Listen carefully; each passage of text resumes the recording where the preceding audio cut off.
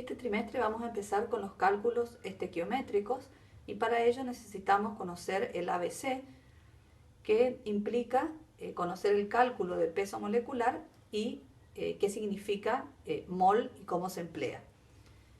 Para efectuar el cálculo del peso molecular tenemos que tener en cuenta su definición, que dice que es la suma de los pesos atómicos expresados en gramos. ¿Y dónde encontramos los pesos atómicos? En la tabla periódica. Entonces, tomando una sustancia cualquiera, por ejemplo, el hidróxido de calcio, ¿cómo voy a calcular el peso molecular de estas sustancias? Calculando el peso atómico del calcio por 1, porque acá no tengo ningún subíndice, quiere decir que hay uno solo de este, y lo coloco acá. Si buscamos en la tabla, el peso atómico del calcio es 40. El peso atómico del oxígeno por 2, porque hay dos de ellos, entonces el oxígeno pesa 16, por 2 es 32. El peso atómico del hidrógeno por 2, el peso atómico del hidrógeno en la tabla es 1, por 2, 2.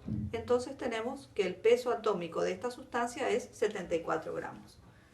Acá tenemos otra, una sal binaria, con la que vamos a trabajar bastante este trimestre.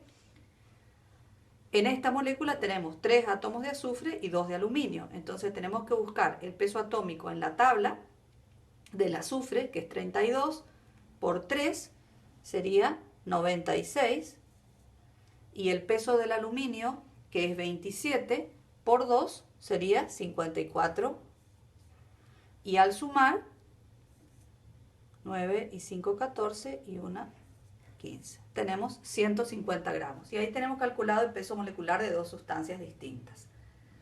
Ahora, ¿qué significa la palabra mol o qué es un mol? Un mol es un concepto que se crea, una abreviatura, para trabajar con números más pequeños. Un mol, que se representa con la letra M minúscula, representa al peso molecular de una sustancia. Entonces, ¿cuánto pesaría un mol de sulfuro de aluminio? 150 gramos. ¿O a cuántos gramos equivale un mol de hidróxido de calcio? A 74 gramos. Entonces los problemas que ustedes van a hacer son de este tipo. Por ejemplo, ¿cuántos moles de hidróxido de calcio hay en 296 gramos del mismo? Entonces ya sabemos cuánto pesa un mol, porque un mol es igual al peso molecular que acabamos de calcular. Entonces tenemos, si 74 gramos es un mol, 296 gramos, tenemos que hacer 296 por 1 dividido 74 y acá vamos a tener la cantidad de moles que nos da el resultado, ¿sí? Hay que hacer 296 por 1 dividido 74.